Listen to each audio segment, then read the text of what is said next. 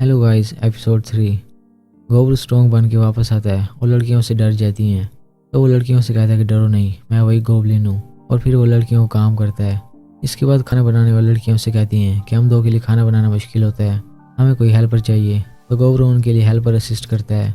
साथ में उन्हें बताता है कि तुम दोनों अच्छी बीवियाँ साबित होगी। वो उनसे पूछता है क्या तुम मेरी बीवी बनोगी।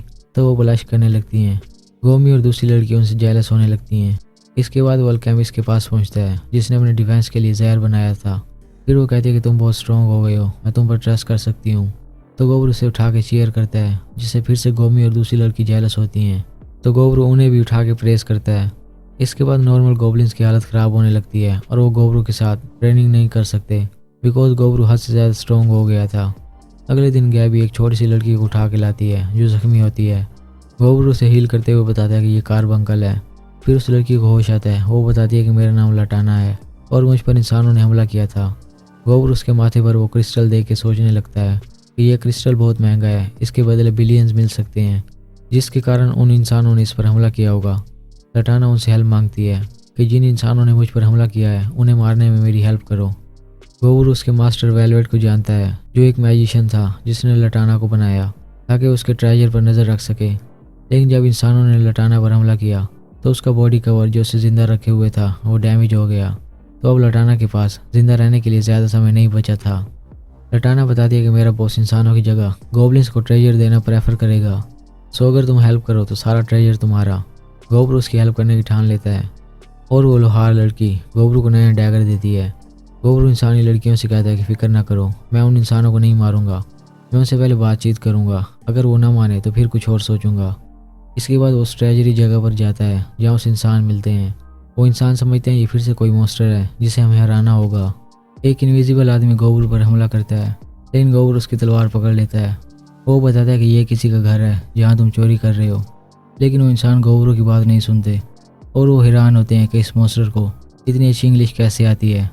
गोब्रू कहता है मेरा दिल भी नरम है, सो यहाँ से चले जाओ। लेकिन वो आदमी गोब्रू पर हमला कर देते हैं। गोब्रू उनके अटैक्स को एनालाइज करता है। उनमें से 3 लोग हाई लेवल के मैजिक आइटम यूज़ कर रहे होते हैं लेकिन किसी ने भी फंडामेंटल ट्रेनिंग पे फोकस नहीं किया था, जिसके कारण वो लड़ाई में नकारा साबित होते हैं। उनमें से एक आदमी गोब्रू के चेहरे पे अटैक करके खुश होता है कि मैंने इसका चेहरा उड़ा दिया है। लेकिन गोब्रू गुस्सा हो जाता है। फिर वो अपने साथियों को इशारा देता है और सभी इंसानों पर हमला करके उन्हें मार देते हैं। गोब्रू की बहुत सी एबिलिटीज़ अनलॉक होती हैं। फिर गोब्रू को एक बैग और रिंग मिलती है। गोब्रू वो बैग खा जाता है। उसे बैग समन करने की न्यू एबिलिटी मिलती है जिससे वो बैग समन करता है। उस बैग में बहुत सी चीज़ें स्टोर की जा सकती हैं। इसके बाद वो ट्रेजर रूम में जाते हैं जहाँ लटाना उन्हें थैंक्स करती है और गोब्रू को गुड बाय करके गायब हो जाती है। उसका जेम वहीं रह जाता है, सो गोब्रू वो जेम खा जाता है और न्यू एबिलिटी अनलॉक करता है। फिर वो अपने साथियों से कहता है कि ये सारा ट्रेजर हम ले जाएंगे और आपस में बांट लेंगे बिकॉज उसके बॉक्स में बहुत जगह होती है। जाने से पहले वो वेलवेट की डेड बॉडी को देख के सोचने लगता है कि इसे ऐसे नहीं छोड़ के जा सकते। तो वो वेलवेट की बॉडी को जला देता है।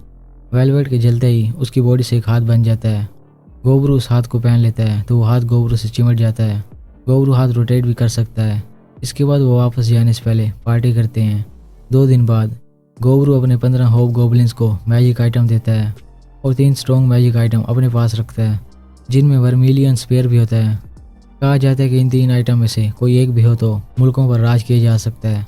इसके बाद वो एक बेयर की हंटिंग में जाते हैं ताकि बेयर सूप बनाने के लिए कुछ इंग्रेडिएंट जमा कर सकें और गोब्रू खुश होता है कि सभी स्ट्रॉन्ग हो रहे हैं। इसके बाद गोब्रू अपने होप गोबलिन्स में मुकाबला करवाता है ताकि उनका लीडर चूज़ किया जा सके। अगले दिन वो कुछ नए मॉन्स्टर के शिकार पे जाता है। पहले वो एक गोल्डन स्पाइडर का शिकार करता है जिससे उसे गोल्डन स्ट्रिंग मिलती है। फिर वो रेड डियर का शिकार करता है लेकिन हिरन को खाने पर उसे कुछ नहीं मिलता। इसके बाद वो एक दरख्त के पास पहुँचता है और बताता है कि इस दरख्त के पास डायराइट्स नाम की स्पीशीज़ घूमती हैं जो न्यूट्रिशन पाने के लिए स्ट्रॉन्ग मर्दों को सीड्यूस करती हैं और उन्हें खा जाती हैं। और ये डायराइट्स खूबसूरत लड़कियां होती हैं जो मर्दों को आराम से सीड्यूस कर सकती हैं। तो एक डायराइट गोब्रू को सीड्यूस करने लगती है। गोब्रू खुद पे कंट्रोल नहीं कर पाता और उसके साथ प्लॉट डेवलप करता है। इसके बाद वो वापस जाता है और सभी लड़कियों का मूड ख़राब होता है। लोहार उससे खुश नहीं होती और खाना बनाने वाली लड़कियाँ खाने में जहर मिला देती हैं। गोब्रू को समझ नहीं आती तो वो अल्केमिस्ट से पूछता है तो वो बताती है कि सभी तुम्हारे प्लॉट के बारे जान चुके हैं और तुम्हारे गले पर लिपस्टिक के निशान हैं। फिर वो भी गोब्रू को किस करके बताती है कि मेरी भी यही फीलिंग्स हैं। गोब भी वहाँ आ जाती है और गुस्सा होती है कि मैं तुम्हें अकेले कुछ नहीं करने दूंगी। आखिर गोब सभी लड़कियों के साथ प्लॉट डेवलप करता है